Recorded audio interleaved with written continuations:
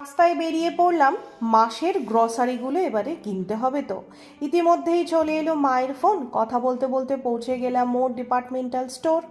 পৌঁছে হাতে লিস্ট মিলিয়ে সবার আগে নিয়ে নিলাম এই লাইজল কিচেন ক্লিনারটা, যেটা দিয়ে আমি প্রত্যেক দিন আমার রান্নাঘরটাকে তো পরিষ্কার করবই। নিয়ে নিলাম চিংস চাইনিজের এই সসটা, যেটা আমি উপমা পোহার সাথে প্রায় খাই। গুডরিকের এই চাটা ফর লিকার টি অসামান্য। এবারে পাঁপড়, যেটা আমি একটা নয় দুটো নয় নিয়ে নিলাম তিনটে। চিংস চাইনিজের এই নুডলসটা কিন্তু আমি একবার খেয়েছি, তাই আবার নিলাম।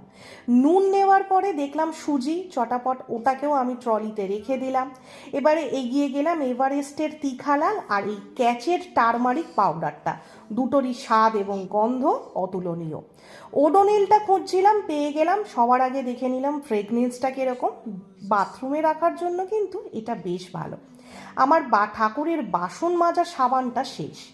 এবারে চলে এলাম এই চিজ কিউবটা দেখতে, কারণ এইটাতে স্যান্ডউইচ এবং অন্যান্য জিনিস কিন্তু দারুণ লাগে। আমার বাটার শেষ, তাই একটার জায়গায় নিয়ে নিলাম দুটো বাটার। আটা শেষ, মোড়ের 5 কেজি আটা নিয়ে নিলাম, অফারও ভালো। বিস্কিট দেখতে পেলাম বাই ওয়ান গেট ওয়ান, চটাপট পুড়ে নিলাম। টাটা।